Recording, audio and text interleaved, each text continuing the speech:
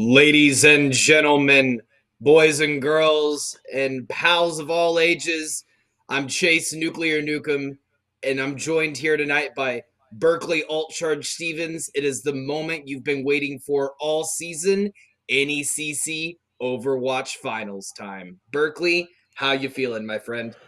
Nuke, fantastic. I mean, we got the match we were hoping we would have for weeks now. We're going to have Huntington University taking on East Stroudsburg University, the Warriors. This is the Navigators Yellow Division Final. And Nuke, a little bit about these teams. One, ESU is a team that has just mowed over Navigators competition since last fall. They made a deep playoff run. And this is Huntington's first semester competing in NECC. And Nuke, just tell us the kind of Overwatch they play, because it is otherworldly. You're absolutely right, Berkeley. It is absolutely unreal. For this division, their coach has got to have 500 IQ brain because the type of Overwatch they play is not straightforward. It is very methodical. It is very on your toes, very unique, and they play the most off the wall things that you would not expect in this division. Same with ESU, though. The ESU has pulled out strats all season, very similar to Huntington. And I think we predicted it, what was it, week 4, that we would see these two in the finals all Yeah, season I, coming I up to think it this point. was. I think it was back in week 3. Actually, I think that was our first time casting Huntington. Just an insane team that immediately was just carving up maps with Symmetra teleporters and Lucio speed boosts. Like no one else at this rank is really capable of doing with that kind of synergy. I mean, they came out of the gate opening competition, their first time competing in a league, and they're just doing things that we really have not seen many Navigators teams do. So ESU, the Warriors, I mean, they are a tried and true Navigators just true grit team that can hang with the best of them. But tonight, it surely will be a great championship match because I could not ask for two better teams to be competing for a final, Nuke. And going into the bracket to see how we actually got here, who these teams took down to end up in this position they're currently in. Huntington in the semifinals beat Arcadia Academy. That was a forfeit. They're a little bit bummed out that they didn't get to actually play that semifinal match, but in the opening round, Huntington beat Greenville 3-0, which we expected. Nuke, I do believe that was the Mhm. game that we actually casted in week 3. And then tell us a little bit about how ESU made their way to the final. Going into the final, ESU had an all but perfect season. They would have had a perfect season going into playoffs, but they lost to Huntington in week 2, 2-3. So going into playoffs, they were the second seed. Very, very close for comfort match in the first round against CCE Green, narrowly making that 3-2. And then, as you can see, they went into the semifinals last week against Clark Chromatic. 3-1 in that match, which has led them to this moment.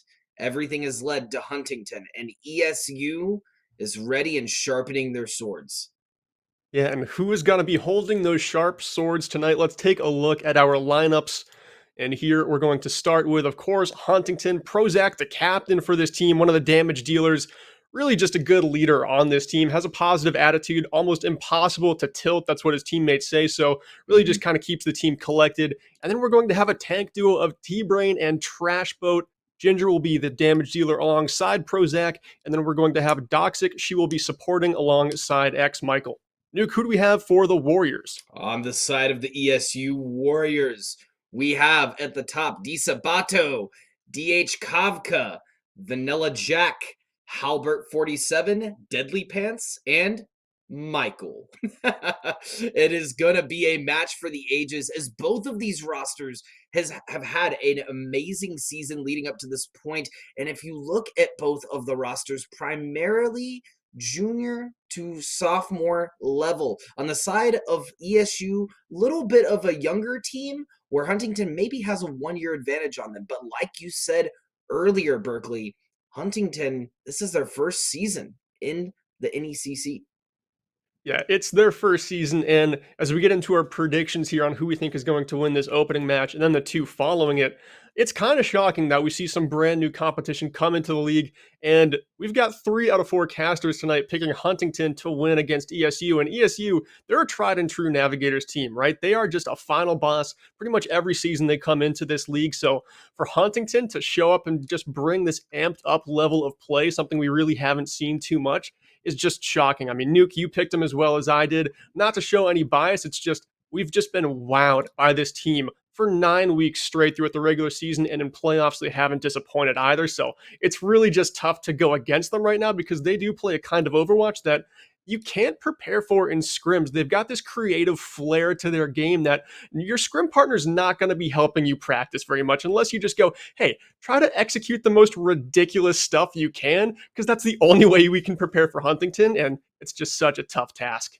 Well, that goes into preparation for collegiate esports, right, Berkeley? I've talked about this numerous times being an esports director. If you come in prepared, ready, set mentals, and with a game plan, you're going to prevail on top 100%.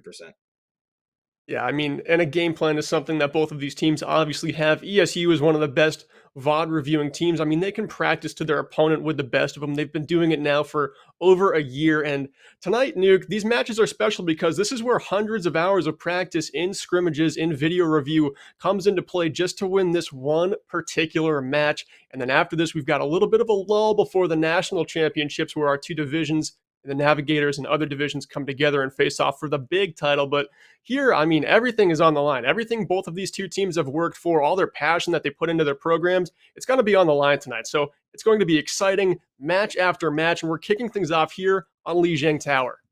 Yeah, they banned Oasis going into this map. So, this is the decision they made was Lijiang. And I couldn't ask for a better first map. I know, Berkeley, you and I both prefer this map, and there's a lot of information you can get from Lijiang Tower and the different various comps you can play. You can play Brawl, you can play Dive. Heck, you can even run Double Bubble if you'd like. But more than likely, we will see a Symmetra on both sides of the field, which lead me to believe we're going to see more of a Brawl comp. What are your thoughts? Yeah, I think for Night Market, the map you see right here, and then of course Gardens, that map that has both of those bridges along the coast, a lot of teams like to run the Symmetra just because there's just difficult parts of the map to navigate. Here on Gardens, the left side of your screen right now is almost something you can't even use unless you have a Symmetra or you have a complete dive composition. So I think you're going to get a little bit of a tank, just variety in this map. Control center here, you're going to have your Brawl compositions. It's a staple, but the DPS really have a lot of flexibility on Lijiang Tower, so it's a good time to figure out the strengths and weaknesses of a team. And of course, in playoffs, in a pick ban map system, that's really what you're looking to get out of this first map. Absolutely. I mean, it's going to be a big sway either way, Berkeley, for who wins the first map, because it could dictate the entire direction of the series moving forward. Sure, we say all the time, the first map is just for information. And yes, that is true. However, you want that first map win, because if you take it in that first map, that gives you a massive advantage moving forward into the rest of the series. And you want to make a statement too. You want to have just True. a very strong composition that kind of puts a little bit of fear in your opponent, something where they want to pick maps around that composition. They don't want to mess with your best tool in your tool belt. So I think that's what we're going to see here. We've got a Pharah on one side. Prozac is going to be a hit scan for Huntington. We're going to have a very interesting DPS duel matching up on this first control center map. Not gonna lie, not the compositions I'm expecting to see Huntington a little more so than ESU, but ESU showing us something that is creative in its own right, and we've been talking of Huntington as the creative team in this matchup. Yeah, and you're right. This is a roster I was not expecting to see on the side of the Warriors. It looks like they're going to opt for more of that pharmacy comp, whereas Huntington is going to opt for more of that Brawl composition, as we were talking about earlier. Falling extremely low is going to be Ginger at the beginning, actually falling to their death first. Michael going to take out DH Kavka. It's going to be an even point, but swaying in the side of Huntington as they are going to cap. And right now, Prozac is doing a little hijinks here, going around on the flank, trying to get into the back line of ESU. Makes it back to his team safely there, and it looks like Huntington, they're going to be holding this first objective fairly well here, but I like what ESU is doing. They're not wavering from this good position they've taken. They're not retreating in this fight. They know that Michael and DH Kafka are going to be able to get back no problem, and this actually sets up a very good second engagement here. Yeah, the very quick second engagement, as well as they've only wasted about 20 seconds. Prozac getting a nice kill on DH Kavka might set the pace for the rest of this fight. and it still is just ESU having a little bit of trouble knowing when to get off this high ground and really contest the objectives. A couple of members have been traded out here, and it looks like Huntington are just using the pillar right in the center of this objective as some natural cover to keep themselves safe, or else this ESU high ground would be so threatening. But now Vanilla Jack pops the Gravitic Flux high in the sky, goes everyone on Huntington, but they recover as Prozac lays down a pair of warriors, and he's looking to find more, going around the flank here, trying to find some more value on the high ground. It still looks like Huntington has this fight. Absolutely. Prozac actually going through an absolute tear, ensuring all of the warriors have taken their medicine today. It's going to be Doxic running on the wall rides as we see, and that's 70% on the side of Huntington. Berkeley, ESU looking like they're playing really timid and really scared for finals. They definitely were just not playing the aggression properly on that high ground, and Huntington sensed that. They smelled blood in the water after a couple of eliminations were found in that last fight, and then Prozac went on a god-tier flank and found 2 more picks to close that one out. Now they're stepping it up, playing incredibly aggressively. T-Brain's bomb is going to take down DH Kavka. Now there's just 7 seconds to play in our opening round of Li Jiang. I'm not sure if the Warriors recover from this. No, the Warriors actually look like they didn't even realize the time bank that they had left, and they're not even going to make it to point in time. The Warriors need to get their head in the game going to finals. It feels like they're just a little too stiff right now, and this control maps may help them with relaxing a little bit, getting into the groove, finding their pace, because that's going to be essential going into these payload maps, Berkeley. Yeah, and Control is a great kind of map where we were talking about kind of feeling out your opponent for their strengths and weaknesses, but it's also a good time to identify what yours might be in this matchup. So ESU on that last fight, they held a position of the map that had a potential to find a lot of value up on that high ground in Control Center, but they never really made an opportune play from it. What I'm looking for them to do here on Night Market is actually just get a little thirstier for these kills, even if it causes you some deaths, or even if it causes you the first round here. This is a best of 7. You've got a long game of Overwatch ahead of you. Just really try and find those eliminations and take the fight to Huntington. You can't be afraid in a final. I feel as though their comp will incite more of a aggression stance, as they are going to run more of a brawl. Disabato getting extremely low and falling to the ground. T-Brain bringing the T-Pain once again. It's Huntington looking like they're going to cap this first point pretty handedly. However, as we've talked about before, Berkeley, ESU will back up. It's the most OP thing you can do, and regroup as a roster to take this point back as soon as possible. And they made one switch. Halbert going over to the Reaper here, opting off the Symmetra. I kind of like that move here. Just give your Brawl a little more damage up front so Huntington can't chase down kills on your front line as easily. Send Michael on a flank like it looks like they're doing and open up some more angles on this objective. Yeah, they've noticed that Disabato is just getting run down by this Huntington roster. They need a little bit of reinforcement for it, and having Halbert in that front line may prove valuable. That will be Disabato falling, and Halbert extremely low trying to get out. Ginger on an absolute spree with a 4K.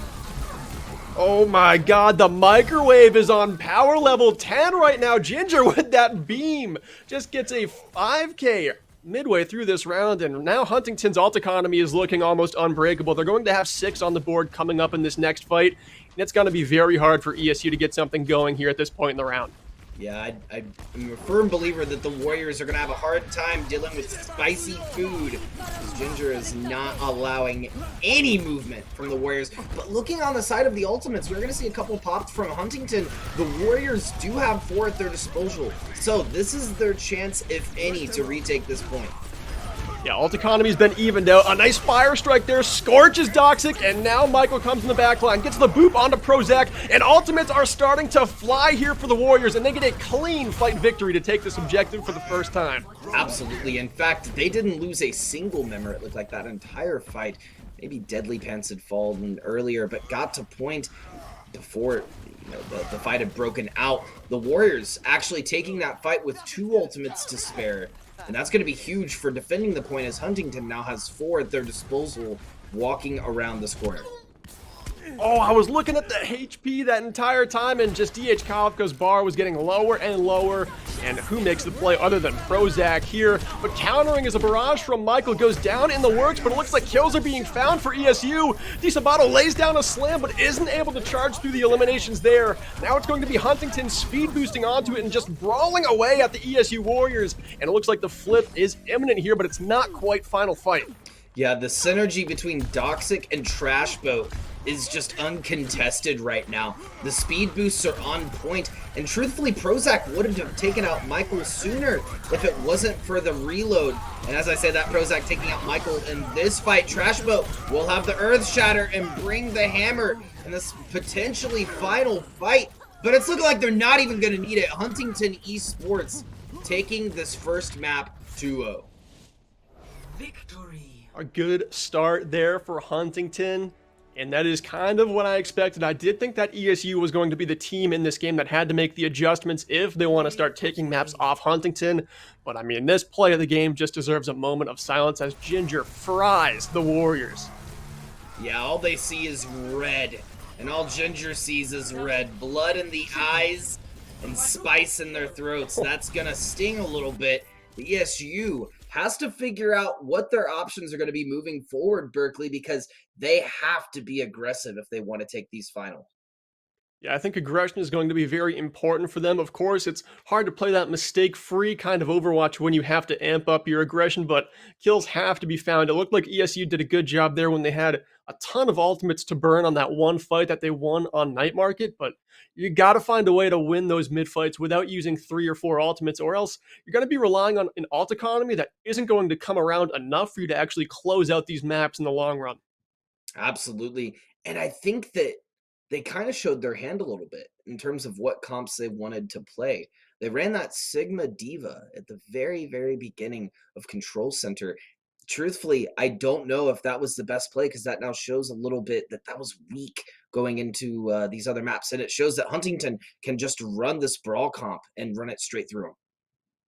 Yeah, and I mean, that Sigma composition as well, it's a lot of frontline pokes, so you really have to coordinate when your Sigma is going to be throwing up and dropping that shield, because Prozac, that's precision damage dealing that he is doing on the Cole Cassidy. I mean, those Peacekeeper shots are coming through the front line and hitting those squishies in the back line fairly easily, it looks like. So a little more coordination on the tank and cooldowns to make sure that those windows are getting smaller and smaller for Huntington to actually feed damage through. So ESU, they've got a few adjustments they could make. I do like how they're trying to run a pharmacy against a very good hit scan that shows that they are at least not afraid. They were playing a little timid in Li Jiang, but I think that hero pick alone shows that that's really not the team they are. So I'm looking for them to amp it up here going into our next map.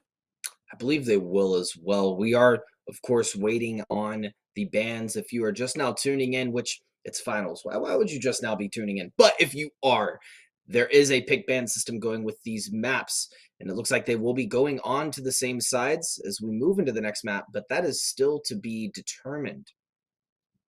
It actually looks like just now Huntington banned Junkertown, which I love to see because that's my least favorite map in Overwatch. I don't want to see Double Shield Bastion on a payload at all tonight. This is the finals. Give us some flair. And we're actually going to be going over to Route 66. Still could have a Bastion pirate ship, but I think we're going to be going with a lot more heroes that have a little bit more flanking potential, because I think that's what Route 66 is known for. Absolutely. And like you said, Berkeley, I want a little bit of flair. I want both of these teams to get up, go in the kitchen, open the fridge, and show me their sauce. Yeah, and bring it. Bring it. And for the Warriors, it is time. It's got to be spicy, because we already know Huntington, they've got so much spice on their roster. Like you were saying with the pun, Ginger bringing it. The spicy food in that first map was tough for the Warriors to swallow. But here, they're looking to right their palate, find those eliminations, be more aggressive like Nuke and I were talking about, and start taking the fight to Huntington. Play your game of Overwatch. This is a final. You got here for a reason. Trust your team to be good and just go after those eliminations. Absolutely. I think that it's going to come down to how sweet the Warriors play and how aggressive Vanilla Jack is on this tank composition. But going into Route 66, we could see a little bit of a difference, and we are, in fact. ESU will be running a dive comp with Vanilla Jack on that Diva. Like I said, digging those sweets, looking for that sweet victory. Vanilla Jack may find it for the Warriors in this next map. And it looks like this comp runs a little bit better, Berkeley. They're going to be running the pharmacy with a dive, which works, in my opinion, a little bit better. I think it does too. My thing with Pharah is you've got to hit a direct rocket, and then you have to have other heroes in your composition that can just pounce onto whatever target was hit. If it's a squishy, it's going to be sitting at a nice 50 HP if your Pharah was damage boosted. So that's easy work for Disabato or Vanilla Jack to just jump in there on their dive tanks and confirm that kill. So I like this new look for the Warriors here on this more open map. Absolutely, and Huntington switching up their comp as well. We hadn't even chatted about it, but Trashboat going to be on the Sigma, and T-Brain switching over to the Orisa. So double shield. Looks like they're running more of a poke comp with Ginger, probably trying to cause a little bit of havoc in that backline. Yeah, and don't be too surprised if Trashboat actually ventures into the backline either. This Huntington team plays double shield at a level that not a lot of Navigators teams have played. They like to separate those two shields quite often and take off angles with their tanks, not just relying on their DPS to do all the flanking. It's a really unique style that they play. Yeah, I think that as well, ESU, speaking of styles, maybe at a bit of a disadvantage attacking first on this map. This is what Huntington is known for. If you're just now tuning in, Huntington is absolutely known for their off-the-wall strats when it comes to these payload maps. So with them being attacking second, that allows some capabilities for some sauce that we haven't seen. Here's an aggressive play. The nano boost onto the Winston. Disabato goes right up to the high ground, and Paparama just teleports up there as Reaper not dealt with, finding 2 eliminations, and it looks like just cleaning house here. This is the change the Warriors had to make, and they execute here on the second fight of Route 66. It was absolutely beautiful as well. The coordination coming out from the Warriors is nothing short of what they'll need this entire series if they want the W. Great res coming out from Kavka, because that would be a long walk back for Deadly Pants, and they need to contest now, not allowing Huntington any wiggle room to get back on this payload. And Huntington might be coming back with some ultimates too. Prozac will have that tack visor, probably looking to get up onto a high ground before they pop it, and there they are on the flank, on the high ground, gunning down DH Kafka. Make it, both backline supports are gone on the side of the Warriors, and now it's just complete off-angle setups for the Warriors, but it looks like they're starting to bounce back in this fight. A couple of ultimates expended, and this one right now is evened up. 4-4, make it 4-3, and the exclamation point, Vanilla Jack gets the payload for the Warriors with a big self-destruct. Vanilla Jack attack with the 3K is going to lead ESU to landing that first sweet checkpoint in Route 66. Like you had said, though, Berkeley, that was an absolutely beautiful play from Prozac, who's formerly on the Soldier 76, now going to switch over to the Cole Cassidy, and said, you know, as Disabato's going to dive me, I'm going to at least take out both of the supports before I go down. It was a great play indeed, but ESU was able to bind together and make it work no matter what. Prozac finding a couple of kills as ESU tries to continue this push. This is what I've been talking about with Prozac. This guy is a stud on the Cole Cassidy. I love the switch. Off the legs, onto the Cole Cassidy, now just being aggressive right in the wings of Trashboat. Has that shield to throw up if they need to, but Prozac is a frontline brawler anytime they're on the Cole Cassidy, and Michael and DH Kafka playing two birds. They look like easy targets for Prozac. They've got to play the natural cover so perfectly to stay out of his line of sight. Absolutely, and we saw that even with the tactical visor, not even just the Cole Cassidy. I think Prozac's aim is just cracked. He knows exactly what he's doing and lands those shots for this Huntington team. And you need that for the level of coordination they're about to pull. As I say this, Michael wrapping around the side, looking for maybe a cheeky play, but gonna be met with another Michael, ex-Michael, saying, get out of here. Prozac popping the Deadeye, taking down another pair, but ESU Warriors could buy back into this fight with a big ultimate. It does look like Michael and Paparama are just poking around the backline, knowing that there's value to be found here, but instead they choose the wiser here as DH Kavka goes down. They're going to regroup. Yeah, it's going to be a struggle having Michaels on both sides. looking at I was thinking roster. that. Yeah, I was also thinking that. I was like, man, this is going to be a little tough, but definitely worth it. These teams have punched their ticket to this finals, and all of the players are deserving. Now, looking at this ult economy on both sides, Huntington had a bit of a disadvantage going into this fight. ESU has bode their time well and waited for the right opportunity. This could be it. Paparama going and dropping the Death Blossom. Fields of Flowers are flourishing, and ESU taking down 4, count them, maybe 5, as they're going to continue this push and keep Huntington on the back foot. I want to point out a big difference in the Warriors composition this time around, and it is Deadly Pants on the Ana. As we noticed, Prozac here just doing a little bit of sneaky stuff here. Might get this kill onto Paparama, does indeed, but now ESU might be hunting for Prozac, and it looks like that is the case here. But back to the point I was making, hopefully before this next fight transpires, is the nano boosts for Deadly Pants have been huge. They've won them 2 fights, both times that ultimate has been used, and honestly, that's the kind of change they needed to amp up their aggression. Oh no, it's Prozac versus the Pharmacy. Is Prozac going to be able to do it? Yeah, it looks like he's going to get out of the way, and it looks like Huntington is going to squeeze past that, push his T-Brain, going to take out DH Kavka, and that's going to be ESU in a really comparable situation. Yeah, that puts them with just 45 seconds left here, and what Prozac did there was played spacing perfectly. I mean, you get that elimination there onto Paparama early in that fight, and you've got such a large bounty on your head. Everyone on ESU was turned around looking for that Cole Cassidy, and they weren't focused on the 5 members of Huntington coming out of spawn. That made that an easy fight victory. Now ESU has a tall task of taking this point, and they've only got 20 seconds to do it. With Michael having Barrage still online, as is Kavka, this may be the only chance they get to utilize it. They have held this since the beginning of the first point touch, so I'm a little concerned as to whether or not they're going to find value. There's the ultimate now. Paparama will find 2 with the stick headshots. Trash Boat responding with a Gravitic Flux on point, but it's looking like ESU coming out on top. The 4v3 situation. Ginger trying to get out as much damage as possible before falling. Overtime is ticking, and ESU has 4 on the payload. Will Huntington make it back in time, Berkeley? I don't think they're going to. Again, what I want to point out is a nano boost was used in that fight and the Warriors won it. So what Huntington has to do is realize that that's coming to play, and they have to find a way to shut down DeSabato, because that nano boost is going onto the Winston every single time it's used, and it's finding massive value. I mean, that main tank is jumping right into the Huntington backline and finding kills onto squishies. Absolutely, and it's so fast. They're not ready for it. Whoa, wait. Hold up. We're seeing a massive switch in the ESU composition as Vanilla Jack has decided to switch over to the Sigma, and DeSabato has opted for the Roadhog.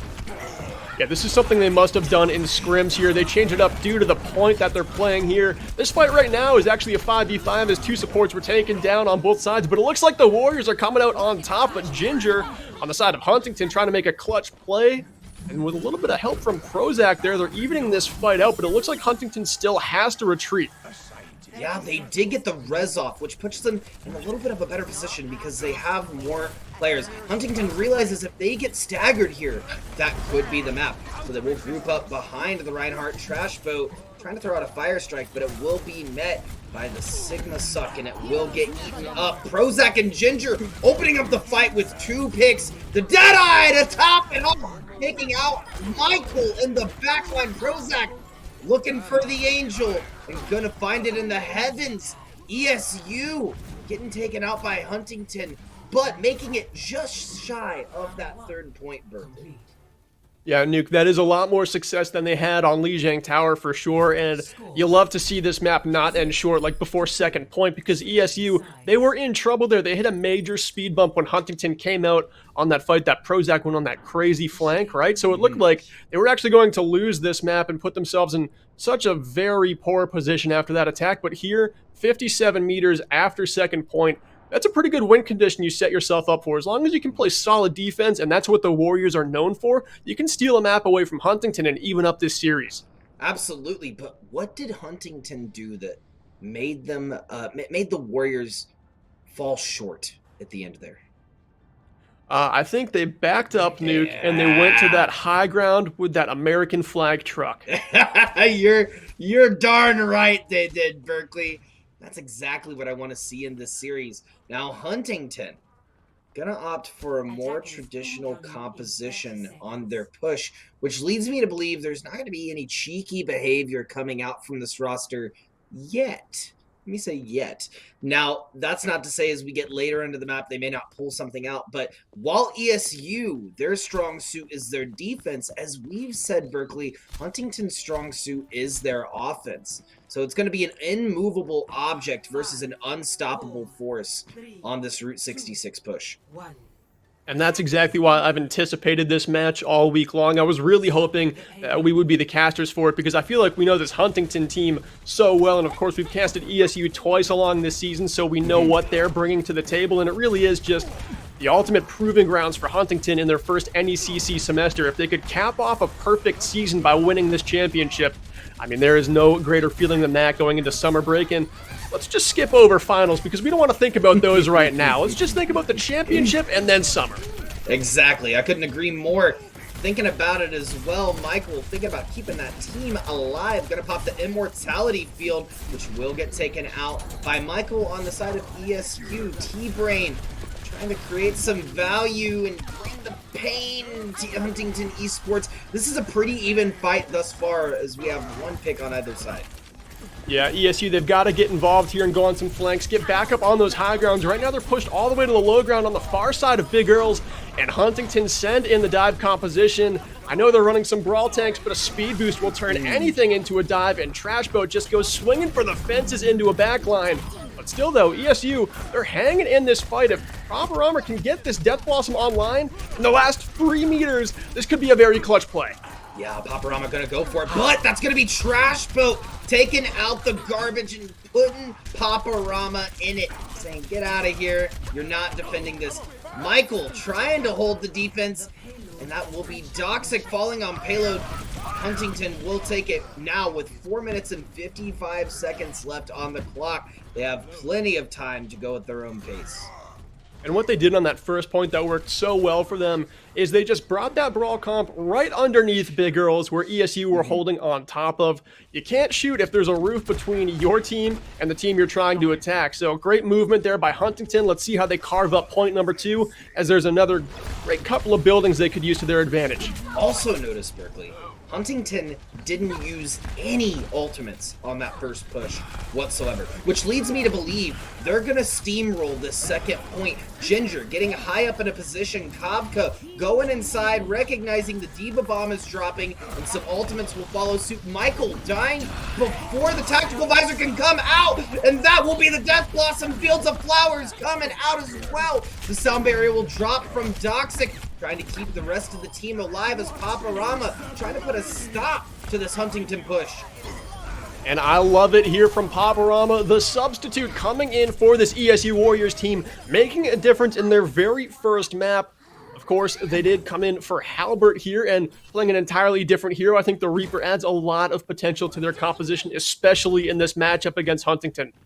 And I love that they have specialists on their roster. We talk about this a lot in collegiate, but if you're going to have someone sit on the bench, let them play the heroes that your starters are not going to play so that you have that capability to switch out subs and a lot more flexibility to utilize the entirety of the Overwatch roster. Talk about utilizing the entire Overwatch roster. Right now, Huntington has about 5 ultimates that they could use. And it looks like they're going to start here. The Ant Matrix coming out from X Michael. The big slam from Trash Boat, laying down the tanks, and the follow-up is there. They've still got 10 meters left to push this payload to its destination on second point, but it looks like that might be easy pickings, Nuke. Yeah, and with 3 minutes on the board, Huntington putting themselves in a nice position. ESU has to find this bunker comp that they need to hold it down. And I say bunker comp, I don't actually mean, you know, with the Bastion and the Arisa. I just mean an actual composition that is going to offset this offense that Huntington is throwing down, because the synergy between Trash Bro and T-Brain and Doxic is just unreal. X Michael keeping the team alive, and obviously Prozac and Ginger taking these flanks are keeping ESU on their tootsies, and unfortunately on that back foot. ESU doing a good job here playing the back of this objective, just staying up on these high grounds, using those long sight lines. That's a good adjustment that they can make, as that brawl comp Huntington is running has to close the distance. So if you're playing your distance well, you're giving yourself a good chance in the mid fight here. But now Ginger is just eyeing a Death Blossom. Could use it at any moment here. Spots some squishies over on the left side, but gets gunned down by a number of warriors. Still though, this fight evened out as X Michael shoots down Michael. I love it. The battle between the Michaels. Got to be talking about it all night long. Couldn't ask for a better duel between two Mikes. And now ultimates are starting to get expended. The self-destruct takes down DH Kafka, but the carry Prozac falls in this fight, and Huntington has got to find a way fast to step up, and the sound barrier could be the go. Oh no, and we are going to hear the Deadeye get popped as well. There's the Death Blossom from Ginger to close it out. Huntington Esports taking the second map as well. I'm sorry, is this finals or is this the premiere of Like Mike 3? Because like you said, it is the battle of the Michaels. But stealing the show will be Vanilla Jack with the sweet Diva self-destruct for the play of the game. I believe this is the one that finds 3 kills and the objective here. So anytime your off tank is going to drop a big ultimate like that, it's going to put smiles on all your team's faces, because pretty easy to find success after a self-destruct gets 3, right? Absolutely. I mean, it's you take out half the team. I mean, you just push in, you throw everything you have at them. And with Huntington being an offensive style team, that should be a walk in the park. Yeah, and we saw that offense on full display there, as that payload was only stopped a couple of times by the ESU defense. But our next map is going to be a hybrid of some sorts. After this short break, we'll find out what it is. Stay with us.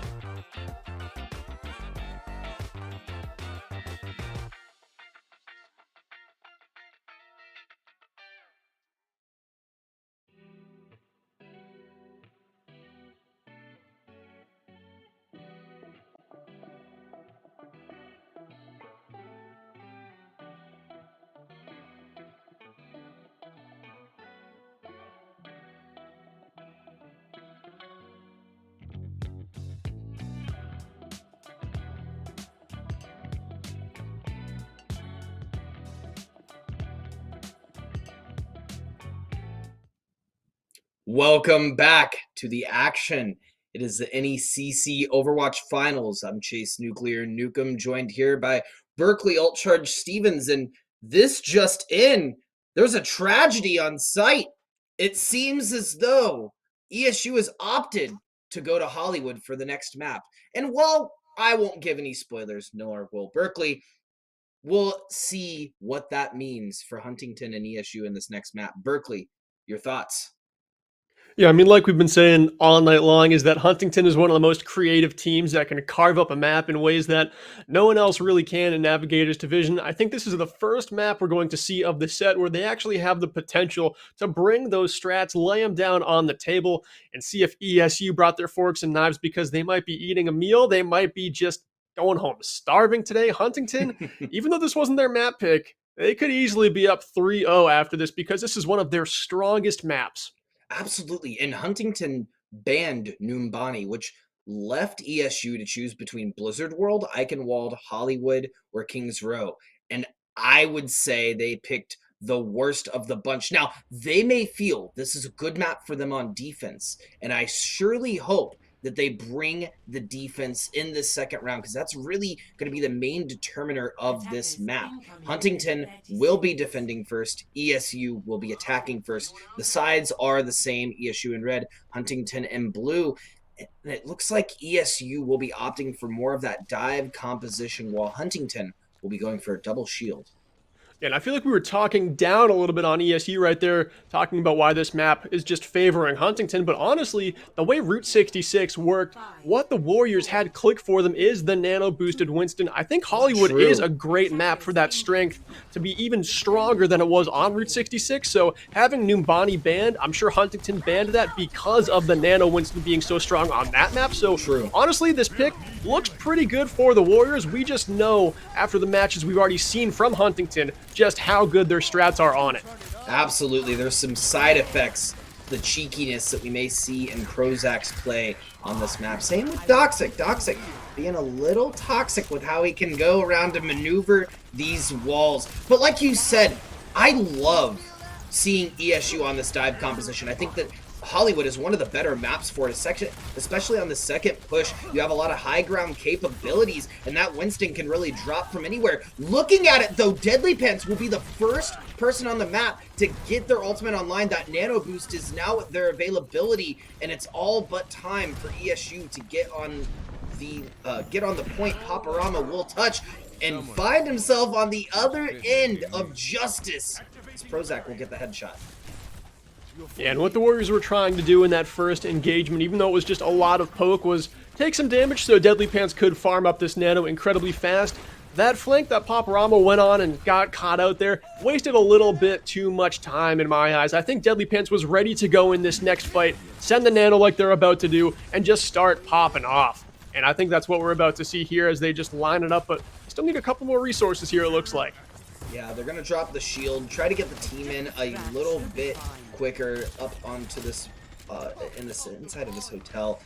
Looks like they're waiting for the nano boost. They're spending a lot of time doing it, though. They're waiting for just the right moment. There it is. Disabato going in, going to get stunned immediately, but they are going to take out the immortality field, which is wasted to try to keep them off of this high ground. The high ground will get dropped anyway, and a beautiful Symmetra wall will get dropped by Ginger. That's going to be Prozac on the high ground, taking out both of the supports from the ESU Warriors, and that push may be all but not. That's going to be a full sweep from Huntington, holding the defense on this first point. And what Huntington did so well right there is they sensed that ESU was trying to set up a play, and they really only had one play to set up. They knew the Nano Winston was coming, and it took quite a long time to actually make that play for the Warriors. Prozac used that time to just go on the farthest high ground away from the fight that they could, pop that Deadeye from the heavens, and rain in 2 kills. DH Kafka's sound barrier was almost useless there because the High Noon had so much time to charge up that damage. And now the Warriors are looking at a minute 20 seconds left with a different comp, no ultimates online. This is just a speed bump if you've ever seen one. Yeah, they may be able to do it. They recognize they need to get in close, so they are going to opt for that double shield composition to try to get them in. Not to mention, the Flux and the Earth Shatter could do a lot for the Warriors. They're going to take this high ground. Michael will fall to Prozac, unfortunately. Oh no, that's going to be Ginger on the Symmetra, laying down these turrets and putting out the damage and putting ESU in the danger zone. That's going to be X-Michael finding the kill on Vanilla Jack. They are going to have to Vanilla back up if they want to make it to point. And right now, Huntington is just not even using ultimates to win these fights and find these elims. That is the first one we've seen from them as T-Brain pops the supercharger down. That's a 20-second long ultimate that's going to be keeping them at bay with so much amped up damage on the side of Huntington. There's going to be 10 seconds left by the time the Warriors can make a move, and it is going to be out of desperation into 5 ultimates. Not even just a good play to expend one ultimate, but that adds the ult charge to get up for everyone else on Huntington for this final fight. So that was a T-Brain play for you. Big brain play. Gravitic Flux coming out. That's going to be Disabato finding the charge on T-Brain. T-Brain will fall. Noxic going in for a very risky res. They're going to find it though. Prozac getting the kill, and Huntington looking to be on top right now. It looks like they might do it. The full hold achieved for Huntington. They are just 33% away if they're able to cap it here on the first objective of Hollywood to find themselves on a match point in a championship game. Trash Boat doing the do and getting these chores done. You know, you could say the wash cycle is going through and the spin is about to come out as Huntington will either take this point swiftly and end this third map, or maybe ESU has some defense in store that we are not expecting, Berkeley. Yeah, I mean, this was their map pick, so I'm sure they've got some strategies here for the first point in mind, but I really think they chose it because they were going to attack with a nano-boosted Winston, and Huntington just did such a good job dealing with that engagement where it happened. I think the ESU Warriors right now, they've got a different composition, so this shows me that they do have a strat here. Paparama going to be on the May. They've got double shields. Michael on a hit scan that can just run around these high grounds, so I like this new look for the Warriors. It shows me that they've got a strat here, but I think they were relying so heavily on the Nano Winston on their attack, and it just kind of hit him in the rear end, Nuke. Yep, and based on this comp, I think our predictions are gonna come to fruition, Berkeley. Yeah. Maywall Sim, top turnbuckle, prepare to be rushed on the high ground ESU. I hope you're looking top left where you've never looked before on a defense here, because that's where Huntington are Oh coming from. no, Sabato is so incredibly out of position and doesn't even realize it. Here we go, the Huntington strats coming out, everyone, and get Pain. some popcorn because this is gonna be fun. Yeah, they're going to set up a Maywall here up top. Already running away from that high ground are the Warriors. They know what's coming, and it looks like Huntington kind of scrapped that strategy early, and they go at this with a more standard teleport, and Trashboat actually gets caught up there. One elimination found, T-Brain able to take down Paparama, but this one still looks like the Warriors had such a good retreat in that opening engagement that they might actually win this out. Yeah, the Warriors did a great job of defending that. They recognized that they were going to the high ground, they dropped to the low ground, and they just met them there. Not to mention, I loved the movement coming out from Kavka on that point, getting up and down around that cafe, using Michael as an anchor to fly to in that fight. That was a beautiful defensive play from the Warriors, and I think neither of us were expecting that level of defense to come out. And here Huntington goes again, just rushing down this opening high ground, and they're going to be dueling off the Warriors here as they retreat to the backside of the point. Sabato has this Earth Shatter online here, looking for an opportune time to pop it, but gets frozen there. Chooses to lay it down, but that stun doesn't actually land, and it is Huntington coming away with the kills. They only need a couple more percentage points here to take Hollywood and be on match point, and there is nothing in their way to stop them. Huntington are on match point. That was the biggest boop in Doxic's entire career. Pushing back the Reinhardt at the very last second and not allowing that shatter to go off paved the way for Huntington to take the third map of the series. So now, folks, we have ourselves a sweep or reverse sweep situation. Either Huntington will take this 4-0 or will the Warriors come back and start making their progress taking these maps, because this is a 7-game series. This is grand finals. And an interesting point I want to bring up, Berkeley, is Overwatch 2. The beta just dropped earlier this week. This could be a lot of these players' final cap, final momentous moment for their Overwatch 1 career. Yeah, tonight is definitely the send-off for Overwatch 1 for a lot of these teams, which makes it all that much more exciting because synergy is going to be changing. These teams like Huntington that come in there with such great synergy with 2 tanks, they're going to have to adapt as the fall rolls around and we're on a new game. So I'm looking to see just what the final Overwatch meta looks like at all ranks. That's the greatest part about NECC is we've got all these divisions to give you a look at all different levels of competition at all these different esports. But tonight, Nuke, it is all about Overwatch 1. Huntington looking to just wrap up this game with a perfect golden bow and come away with a trophy, head on to Nationals and take on their next opponent for Navigators Division. But Nuke, we're going to be heading back over to a payload map for map number 4. And what is left on the table? Picks and bans haven't come in, but is there anything on your mind that ESU could pick that might actually favor them? So obviously Route 66 is off the board, right? So we got Dorado, we got Havana, we got Junkertown, which has already been banned, so likely they don't want to go there. We have Rialto and we have Watchpoint Gibraltar. I think out of those maps, it's most likely that we're going to see Havana or Dorado. We've seen those maps played quite a bit this season. Rialto is an option as well. Watchpoint, surprisingly not played as much, at least in the matches that I've watched and casted this season, as previous seasons here in the NECC.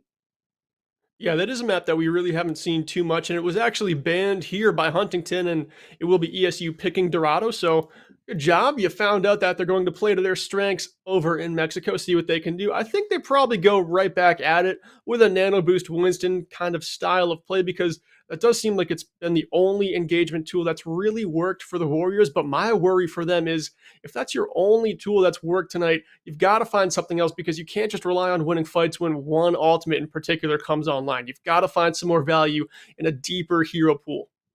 I think they've been opting for that Reaper a lot more. And I think if they feign these nanos and utilize a little bit more of a cheeky strategy of who is the Ana gonna nano, then it may allow them that unexpected nudge that they need to really take these fights. Because if it looks like the nano is going to jump, the Ana's gonna nano the Winston, then the Winston jumps in and dies, and then a Reaper falls from the heavens with a spin to win. That could be pretty big for ESU and how they engage these fights. Yeah, and I mean, the Reaper has worked for them a lot. Ever since that substitute came in, it seemed like that's been the hero that they've realized if this is in our DPS lineup, we've got a better chance at beating Huntington. I kind of think that is one of the changes they needed, just adding some burst damage, adding an ultimate that can really have the potential to eliminate 2 or more members of the Huntington squad, because it is so hard for this ESU team to find elimination. So you've got to rely on ultimates that can find a few in fights, because Huntington, they do a good job of going down a couple members, having a couple of their own teammates picked off in a fight, but staying strong and rallying and winning fights late. Yeah, they do a great job of that, Berkeley. I think ESU also does a fantastic job of that, playing around the synergy of just having 2 to 3 members on your roster. That is quintessential to this level of Overwatch, regardless of what division you're in. We're in the finals, and if you cannot synergize, you probably shouldn't be in the finals, just because teams that have the synergy are going to edge that out. Looking at this roster, it's exactly as we predicted. Paparama this time will be on the Soldier 76, but ESU opting for this dive composition, and they will be attacking first. Huntington, Trash Boat this time will not be on the Reinhardt. Instead, will be on the Sigma, and T-Brain will be on the Reinhardt. Nuke, I didn't even think about it, but this is another one of those maps for Huntington where we casted them and they pulled out some insane strats. There's actually a clip of it on Twitter where we just lose our mind when they complete it. It was just a crazy sim TP on this first point. I hope they end up doing it so we can just see that level of creativity that they brought in their regular season here to the finals. That would be a beautiful culmination of their season, win or lose, if they pull out all of the strats that we've seen game to game, week to week.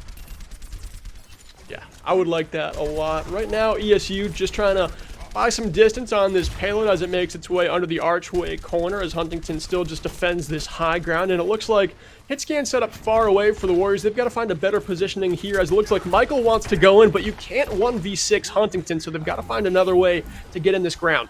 Yeah, Michael doing a great job of just showing his presence and forcing them onto the low ground and getting a little bit of movement around this payload, getting it underneath this area, but that's exactly where Huntington wants the payload. Massive anti coming out from from Doxic. Deadly Pants trying to get as much healing off as possible for the Warriors. Vanilla Jack falling extremely low. That's going to be a second massive anti-nade, keeping all of ESU at bay. And you got to pop this nano and go in. Now is the time to send the Winston into the backline, and it looks like that is the plan as DeSabato goes in, rolling, trying to find these kills onto the tanks, but Doxic with another huge anti-nade sits down that play from the Warriors, and Huntington will continue to hold at this archway. Huntington said, nice play. We're going to do it, but with a hammer. I love it, too. What Huntington has done this game just here on Dorado is just had Doxic carry them through these engagements with just an anti-nade. Every time it's going to either chew off like 8 seconds of the Warriors' attack as they regroup, or like that fight where Doxic threw that nade in the mid-fight, it just won them that engagement, completely countered the Nano Winston. Now the Warriors are on a different composition again, and Sigma Diva has not worked for them tonight. It hasn't worked for them, but it could work on this point. There is a lot of flexibility to get in and around this high ground, and I think if any map is going to work on this Sigma Diva, it may be here that works for them. T-Brain falling exceptionally low. Kavka trying to keep Michael alive, but Michael's going to fall to Prozac, and that's going to be Prozac going now to the high ground, trying to take out Vanilla Jack, keeping him back.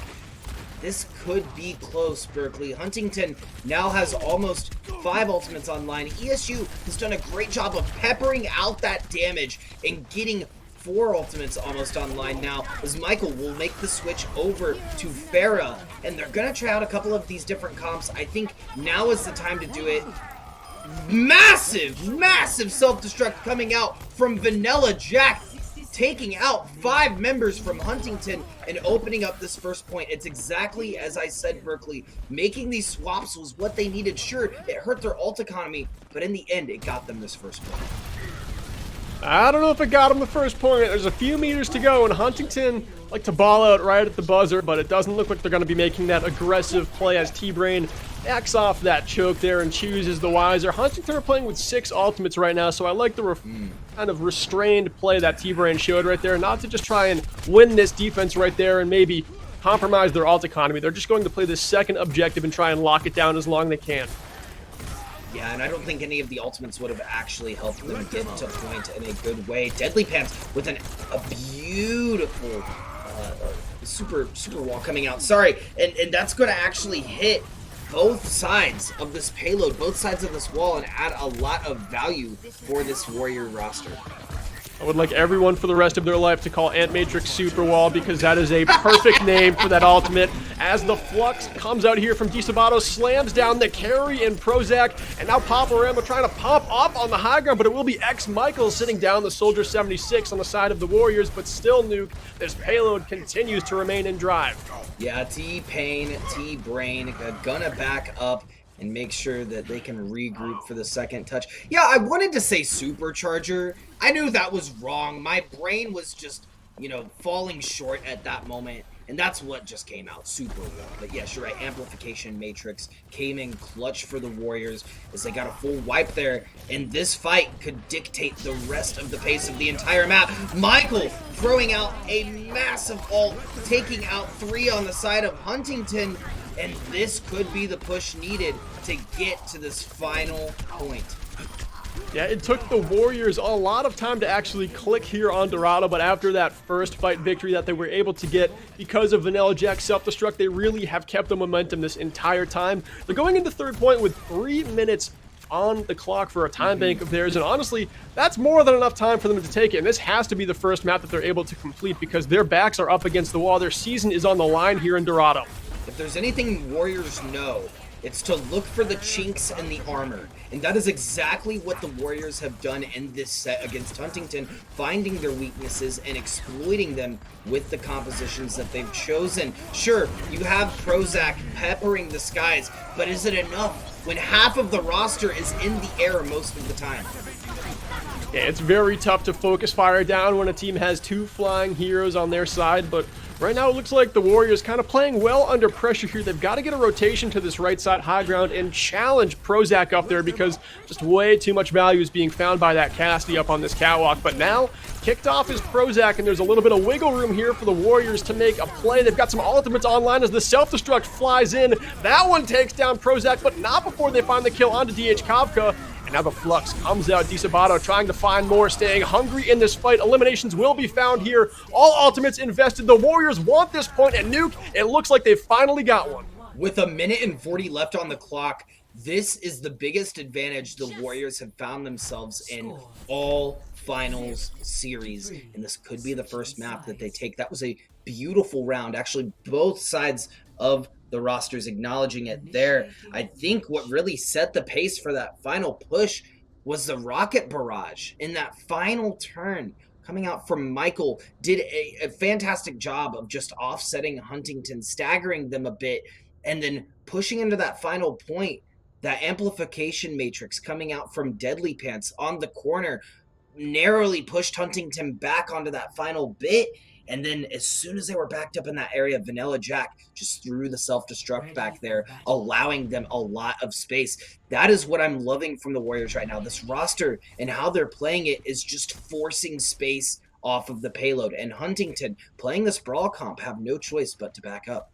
Attackers incoming in 30 Yeah, and the Warriors there, to your point, just did a very good job of keeping their momentum up. It was the first time all night we've seen them finally win a fight here. They were awfully slow getting that first objective that we're spectating right now, but once they got it with that self-destruct from Vanilla Jack, they did not stop. I don't think they lost a fight from there. There were a couple small regroups that they had to make, but there was no outright fight that was won by Huntington. ESU was in complete control once they got first point, and now they've got the momentum here to keep defending. But Huntington, this is where their strat comes in, Nuke, and I am just eyeing it.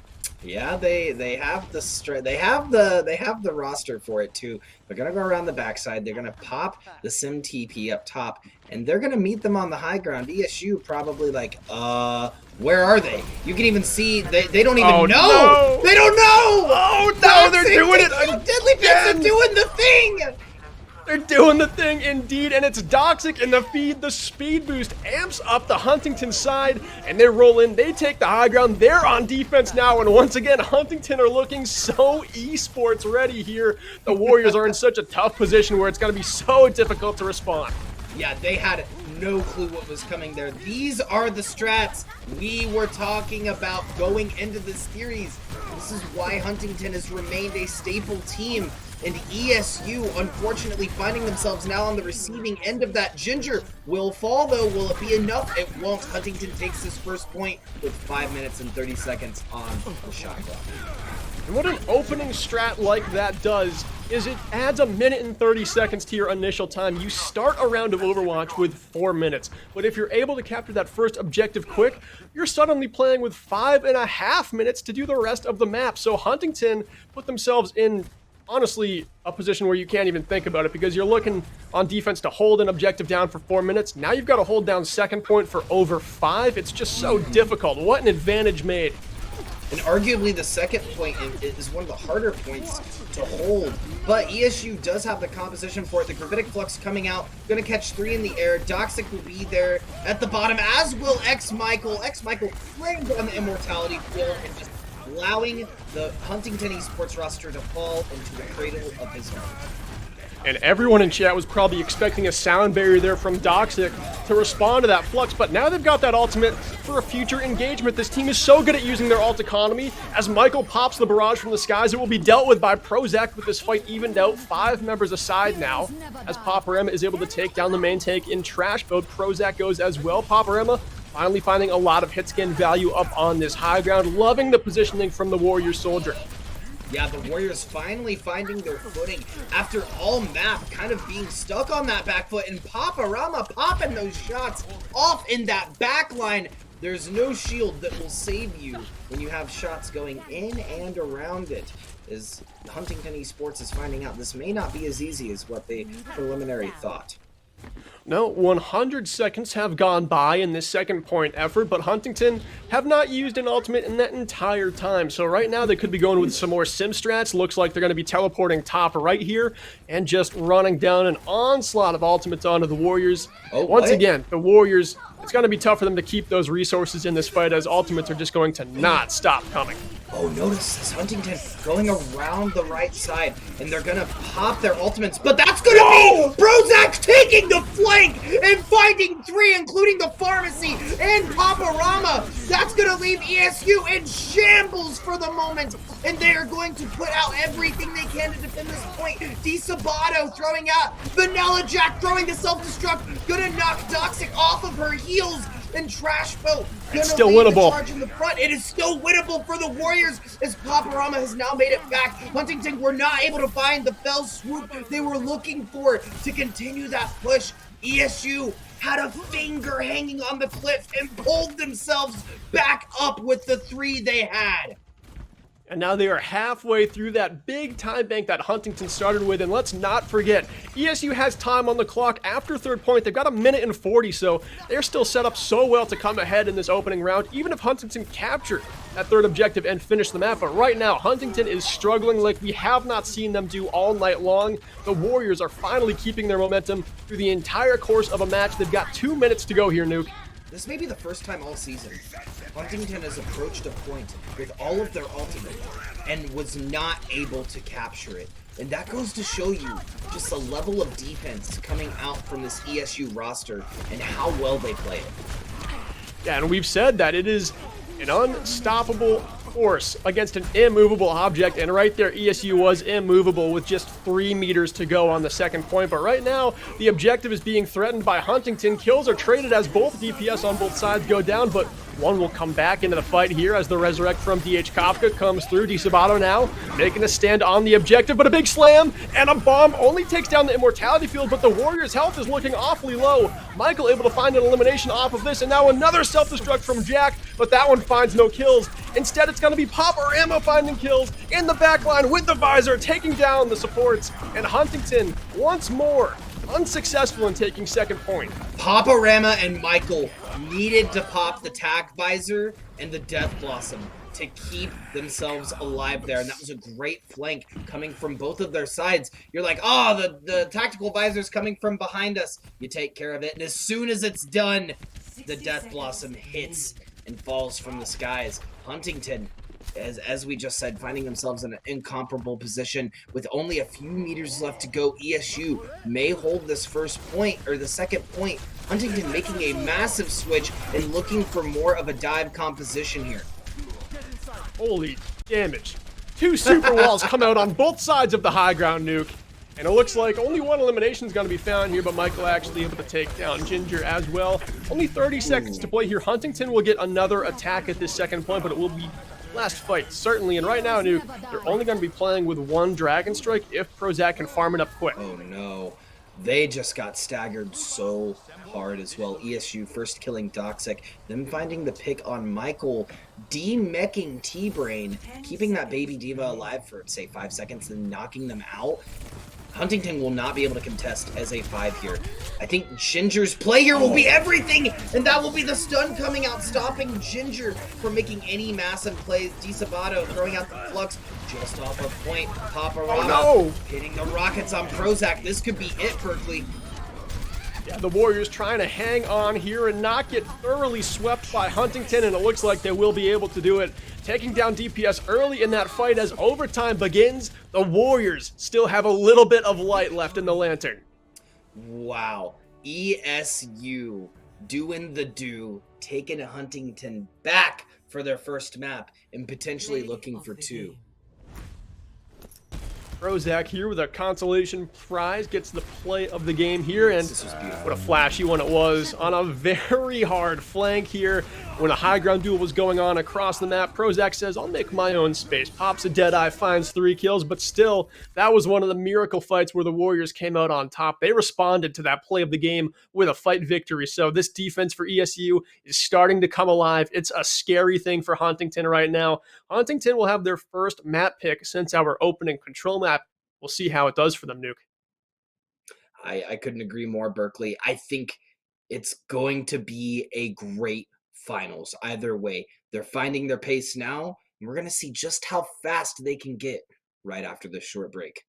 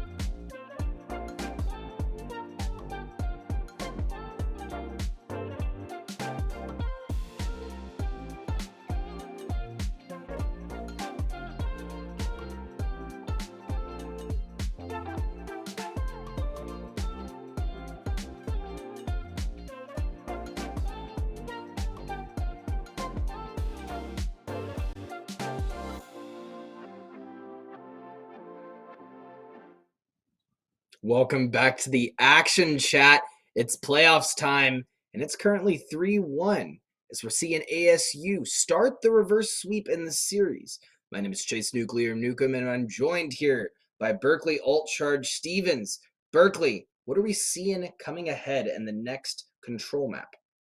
Yeah, Nuke, what lies ahead is Busan and another good map for Huntington just because they're a good team on control. They won our opening map here of Lijiang Tower 2-0 in pretty dominant fashion. ESU only won one fight, but what's interesting now is ESU has all the momentum in this game. They looked almost unstoppable, unbreakable on their offense and defense on Dorado. If they can keep that going, anything is possible. This could be a very long, full-length best of 7, but here we're going to be going into Busan.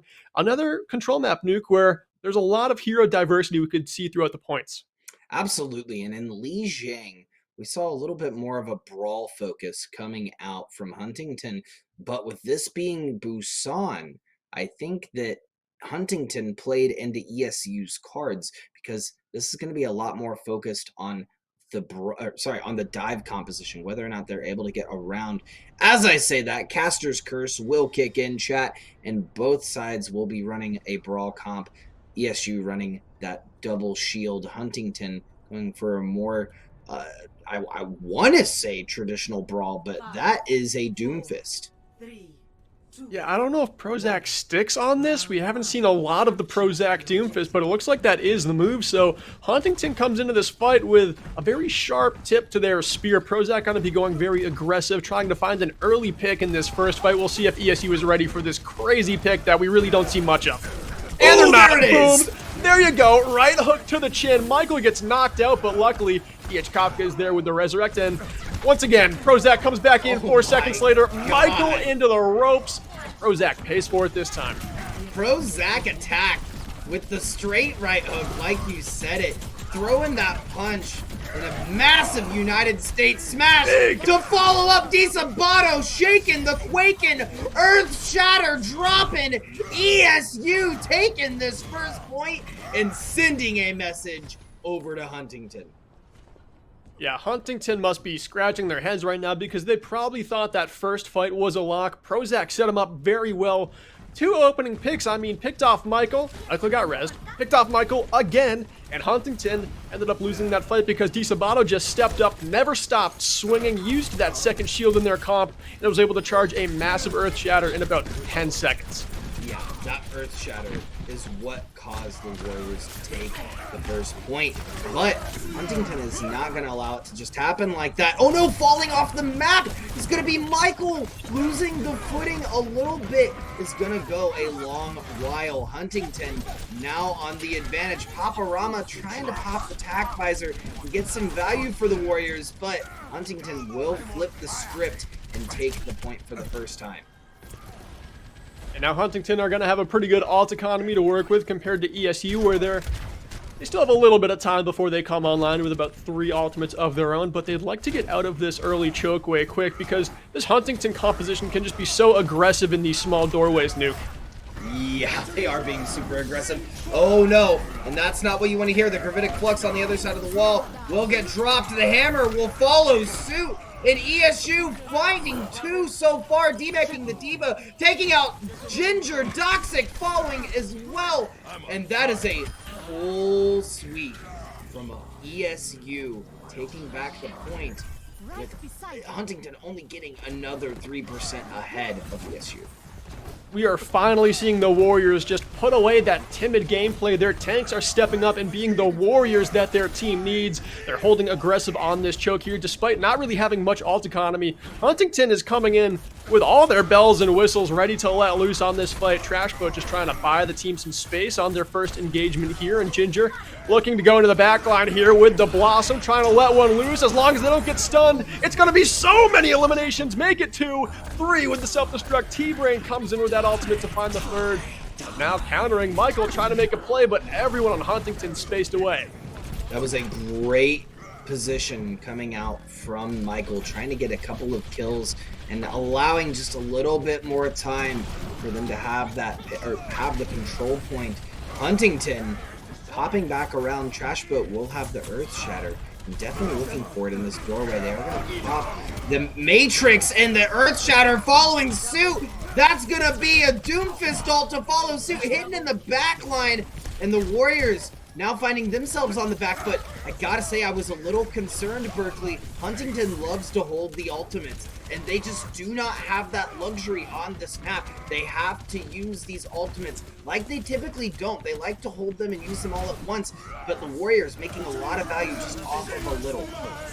Yeah, both these teams are just trading fight victories like crazy on this point, and right now it looks like ESU are stepping into another one here as the tack visor through the window connects with a kill onto Trash Boat, but down goes DH Kavka, and now it's still anyone's game here. Chat, don't forget the stakes. Huntington is on championship point here. They've got a 3-1 lead over the Warriors, and the Warriors have to respond with something quick.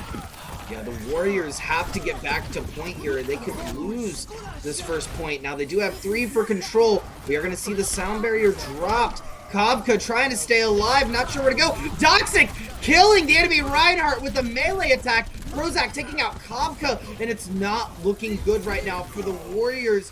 We are going to see a blizzard popped, and that could be what they need. But Prozac on a rip and tear, punching Michael out and showing that this Doomfist is that back pocket pick that none of us were expecting. Score. Yeah, and Mecha Base is one of those very few maps where that pick can actually come out from Huntington. I don't think we're going to see it here on the rest of Busan, but the damage was done, the value was found. Prozac likely switching off, but might actually just test the waters here, see if they can get it to work on this second point. If not, we already know how deep that hero pool is for Prozac. They've got so many hit scans and other damage dealers they could switch to, where ESU, first they've got to answer the Doomfist, and then, I mean, they just have to answer one of the best Cole Cassidys in all of Navigators, but it looks like right now, Nuke, Ginger's actually on that for the first time tonight. Yeah, Ginger is making the swap over to Reaper. Oh, back they go. Yeah, back to Reaper. That's what I was saying. They're making the swap over to the Reaper, so it's pretty similar to what they ran last round. The Warriors keeping it pretty simple to what they've ran before too, and I don't think we're going to see any crazy picks after this. Prozac will fall early to Vanilla Jack. Michael going to get to payload with Kavka, the pocket, picking him out. Getting on that back line, taking it to X-Michael, and winning the Battle of the Michaels for Busan thus far. The Battle of the Michaels, a story as old as 5 maps now, but it will be the DPS dealing Michael on the side of the Warriors, that the victor of this last engagement. We do see Prozac go over to the Cole Cassidy here to probably counter Michael's pick on the Pharah, but you know, they need it. They need they it, do man. Need it. They Michael is what won the Warriors that first initial take, and they had nothing to counter that pharmacy, which is a very prevalent pick on this map.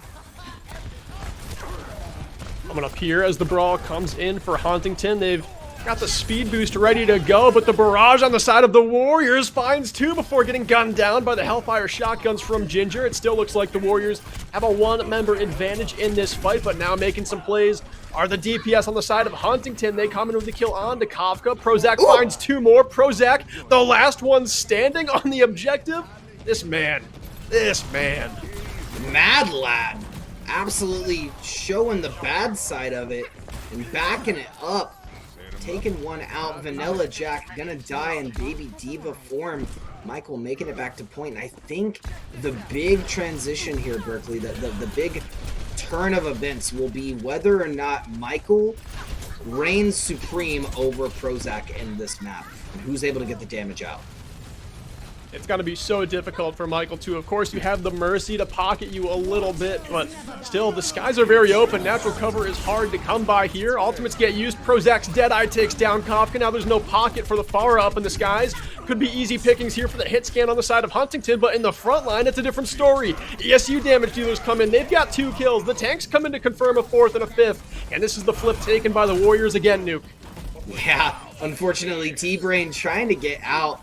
Michael gonna put him out of the misery pretty soon and just allow that reset to come through. ESU now at 50% and not slowing down anytime soon. Huntington struggling a little bit as we're now downtown. And you know what that means. If ESU take this map, they're gonna have to make some prayers because Sanctuary will be next. And that's such a difficult map because I don't think it really has a favorite in either of these teams. It's just such long sight lines, such little cover where it's not like any of the maps we've had in our pool so far, so neither team really has a good set strategy going into it besides just what they've practiced in scrims. There's not a lot of info to go off of. Exactly. ESU, Michael, has this barrage, and if Michael hits this barrage and staggers Huntington, this could be map. Could be map. They're at 85%, just about 10 seconds remaining here as Huntington rotates around the coast side of the map, but they're on the low ground. It could be a kill zone for them. Paparama up on the high ground. Michael popping the barrage to take down Prozac. Now the Pharah free to rule the skies without a hit scan counter, but back into the fight here is Prozac. Has a chance to make a play here. Helix is down Kavka, and now this one is still in anyone's hands as Prozac comes around the outside. Huntington has the flip, and they're looking to continue to hold. Yeah, Huntington methodically taking apart this fight bit by bit, and it's on the back of X Michael, doing a great job of getting the res off on Prozac, realizing the win condition for the fight. Prozac takes out Kavka and then follows suit on Paparama, realizing Michael's just a bird in the sky with no pocket, turning to them and pushing them off of point. They have no choice but to back up. Just a beautiful play overall from Huntington. And we're getting close here. Huntington, again, on a match point. If they win here on downtown Busan, they are going to be your Navigators champions. Yeah, but Disabato has this Gravitic Flux, and they have 4 ultimates coming online for the side of ESU. Huntington has 4 of their own, so we'll see how this works. They're going to pair 2 of them. We are going to see the Gravitic Flux come out with the Self-Destruct and a massive Tactical Visor in the backline. Paparama popping off and taking out this Huntington roster for ESU to have some time to flip it, and this may be map. I don't think Huntington's going to have time to touch. Great final fight win from the Warriors. Again, just keeping their season going. Just one more point of Busan. Just staying in this game 1 inch at a time. They are locked in. They're not thinking ahead, and they made all the right moves there to even this one up on Busan. Absolutely, Berkeley. I noticed that this was going to go to a map 3. I just felt it in my bones. I drank my milk this morning. I'm jittering, I'm jiving, and I'm ready for a game 8. Throw it to me. Get me there, because I feel like ESU has hit the gas station and put it all in the tank for this series. They were just, waiting to get it into gear. And it's so hard not to be a little bit mentally defeated when all your games of the season are a best of 5. The first of 3 map wins is the victor, and then you go down 3-0 in a set. It feels like you lost because that's how the regular season is, but here in the championships, they rallied after going down 3, and they're still in this one. It's really something to behold. Absolutely. I mean, I was not expecting, I don't think either of us were expecting them to put up the fight that they have, but they're doing such an amazing job on this final point. To your point, saying being down 3, it almost seemed like it was all but not, but ESU staying true and doing everything they can to stay alive in this series and pull it back in their favor, and showing it took them a bit of time to come online, but once they're online, they're a strong defensive roster. They're coming back in here in this fight from that drum side high ground, finding eliminations, and it is just the Disabato show with a little help here from Michael in terms of damage dealing, but a quick flip gets the point back, not even 20% taken in Huntington's opening capture. Yeah, and that will be Michael with the barrage online, realizing that Huntington doesn't have any ultimates to really withstand it. If they get a cheeky play here, they could reset Huntington and get a massive stagger. Yeah, that barrage for Michael has been good tonight. Have to find opportune time to use it here as Huntington open with X Michael's Ant Matrix to engage this fight, but no eliminations found just yet. Deadly Pants pops that Ant Matrix on the other side of this drum, and Paparama actually finds the opening elim of the fight, but rezzed right back in is Trash Boat, and now it looks like Huntington might be rotating to point and get the flip here, and they do. It's still 6v6. That was pretty cheeky, Nuke. Ooh, that was a bit cheeky, but tongue and mouth not enough. Trash Boat finding the kill on Kavka. Paparama popping the tack visor and taking out T-Brain. Prozac is on the receiving end of that tactical visor, and that will be a flip back to ESU. Look at how even these control maps have gotten, Berkeley. They have flipped these points back and forth after roughly the same percentage every time. And I am just amazed at the level of competition coming out from both sides of these rosters. Yeah, ever since Mecha Base Nuke, it has just been trading punches here. Just two heavyweights finally coming into the fight here. ESU finally showing that they belong in this game, and that is a wombo combo for the ages. But X Michael's Immortality Field is able to keep most of the team alive, but it's gonna matter not. Here's the backline still ends up falling. Just so much damage from those Warrior tank ultimates. Yeah. I mean, sorry, I'm just amazed at what's going on right now. It's so back and forth. It's crazy. It's just every single fight. What's going to happen? It's going to flip. What's going to happen this next fight? I think Huntington take it back. I don't know. ESU did a great job of eliminating Doxic and Michael out of the fight very early, so Huntington had no legs to stand on. They had no choice but to regroup. So Huntington now finding themselves needing to get this point because it is 90% on the clock, and ESU have blood in their eyes.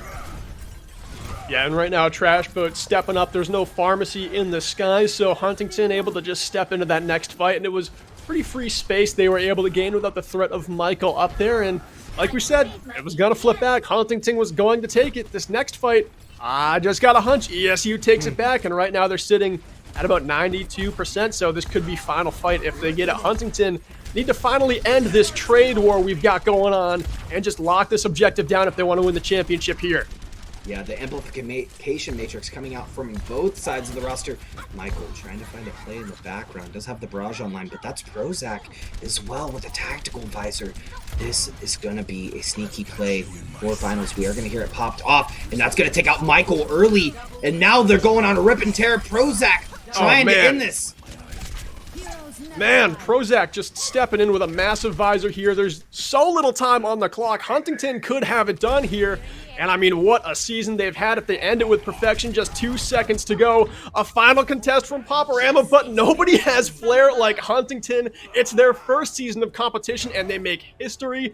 Perfection is a hell of an introduction, Nuke. Huntington are your 2022 champions. Only losing one map in grand finals to the Warriors, but man, I would have loved to see this series played back if Warriors played with the same vitriol that they did in map 3 back in map 1. Yeah, I mean, this one was just back and forth. Once we got to Dorado, it really turned into anyone's game, and Huntington had to just claw their way to victory there, especially on Busan, where it was just a trade war. Both the teams, like you were saying, going back and forth. No clear favorite. That wasn't the story in our early maps. It was all Huntington, but ESU finally made a stand. They had a very notable performance up against one of the greatest Navigators division teams we've ever seen. Absolutely. I mean, this was a Navigators finals for the books. I feel like either of these teams could be punching up in a division up and be doing just fine, just based off of how they synergize, how they play together, their communication, their mentality, and those strats, those big brain strats. Yeah, I mean, the creativity is something that we just have not seen. We got to see it a little bit there on Dorado, and it worked for them. That is their famous flank strat. Nick, before we end up going to a quick break and we get Huntington in here for a congratulatory interview, did you have a player of the game in mind? Absolutely. I've been thinking about this all series, Berkeley, because I feel like the finals, the player of the match has to be someone who really held the team together, was the cohesion that the team needed to make it through. And for me, there's no one else that stands out than Huntington's own Doxic. She did everything possible to keep that team alive while also being a menace to everyone on the side of ESU, whether it be on the side of Lucio, getting those big brain boops on Di Sabato and not allowing that earth shatter on Hollywood. And even later on when we were on Dorado, getting those anti-grenades in that backline of the first point, just holding ESU back constantly and keeping the rest of Huntington alive. For me, it's without a doubt going over to the support on the side of Huntington, Doxic. Yeah, Doxic, she played great tonight. I could totally agree with her as the player of the game. There's a few honorable mentions I have, like Prozac being the hit scan that had to counter Michael on Pharah for a lot of this game when Pharah was one of the only DPS where they were able to get a lot of value as a team. And obviously, he's the captain, leads the team great, but tonight, Doxic just kind of showed up and did a lot of things a lot of Lucio players don't do in this division, and on Ana as well on Dorado with those anti-nades on first point. Of course, they didn't win that map. I think the stellar play was when they were on Lucio, holding sound barriers, keeping their alt economy in check, speed boosting at the right time. Really, like you were saying, Nuke, that cohesion. I gotta say, Toxic was the glue tonight that held them together. That's the player of the game for the final. Stick around, chat. We're going to be right back with Huntington for a post-game interview with our commissioner.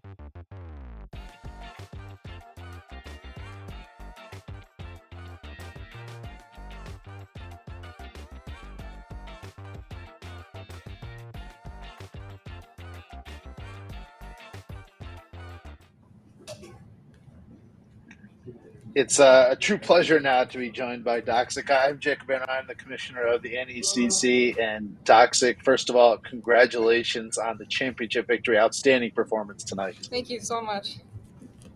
Talk about this for me, completion of a perfect season, obviously extremely special. But what was the difference for you tonight? Obviously, getting off to a great start gave you some confidence early on. We've prepared constantly throughout the entire season to really prepare for this moment. I'd say we've done so much research as well as so much practice leading up to it, and we've really worked on synergy, and we knew that this was going to be a tough game, but it would be super rewarding. So we were really pumped going into it. Obviously, the end of the semester, the end of the year, you talk about that coming together as a team. Just walk me through sort of that bonding as a group and coming together and capping it off, with a title here in late April. We put a lot of emphasis on, staying calm and collected, and really coming together to just mentally support each other. If we start to feel overwhelmed, we'll all calm each other down, and I feel the team synergy there the most. I'd say us, that big family of success and support. Well, and I love that concept, that synergy. You keep talking about that family element. Walk me through that, because this is a true team, and you guys showed that throughout the course of the year. A perfect season. You were a top seed. You went 9-0 during the regular season in your conference play, and obviously capping it off with a title. So obviously that bond is very special to your group. Oh, for sure. It's very, very special to us, especially with the amount of work we put in. We came into the season we're gonna do so much research. We're gonna learn each of our heroes. We're gonna learn so many new comps. We're gonna practice them, and we're gonna learn each player's strengths and weaknesses, even outside of their heroes, so we can really figure out what works best for us. And so, yeah, that's I kind of said before, that's really where the family comes into play, because we our captain would look up oh, here's this really cool workshop mode that this person can use, or these are some videos that you can watch, and so things like that really contributed to the family, I'd say. Well, it's a pleasure to watch. Obviously, on behalf of everybody here at the NECC, I just want to congratulate you, our first champion this spring, and it couldn't come in finer fashion as you guys cap off a perfect season with a championship here tonight. Congratulations, Toxic. Awesome to watch. Congratulations Thank you so much. To you and your team. It's incredible. Thank you. Awesome. We will take a timeout, get set for our next matchup here tonight. That's Toxic from Huntington. They cap off a perfect season with a championship here tonight in our Navigators Yellow. Congratulations, guys. We'll talk to you in a little bit.